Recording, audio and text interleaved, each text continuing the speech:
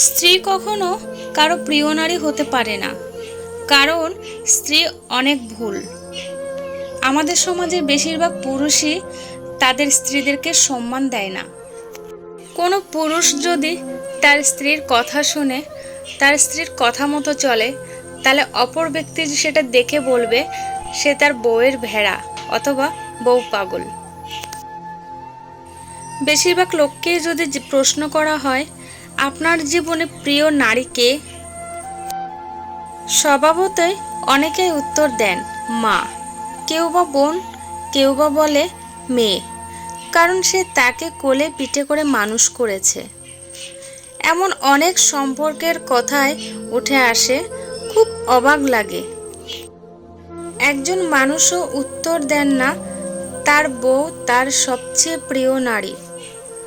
আসলে বাঙালিদের সমস্যা, বউকে ভালোবাসি বললে মান সম্মান চলে যাবে, লোকে বউ পাগল বলবে, বউয়ের কাছে ছোট হবে, অথবা বাকি পুরুষদের সামনে নিজের মাথা হেট হয়ে যাবে, নিজেকে ছোট মনে হবে।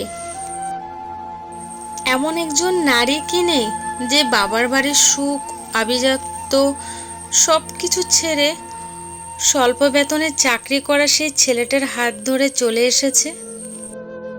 আচ্ছা, এমন একটি মেয়েও কি নেই যে মেয়েটি কখনো বিয়ের আগে তার মায়ের হাতে হাতে কাজ করে দেয়নি, কিন্তু বিয়ের পরে তার সংসারের, তার শ্বশুরবাড়ির সমস্ত কাজ সে একা হাতে করে?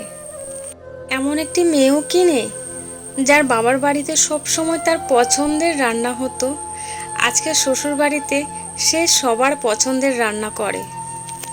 এমন একটি মেয়েও কি নেই যে সব সময় নিজের পছন্দের পোশাকটা পরতে ভালোবাসতো, নিজের পছন্দের জায়গায় যেতে ভালোবাসতো, ঘুরতে ভালোবাসতো, আজকে সে সবার পছন্দের শাড়িটা পরে, সবার পছন্দের জায়গায় ঘুরতে যায়?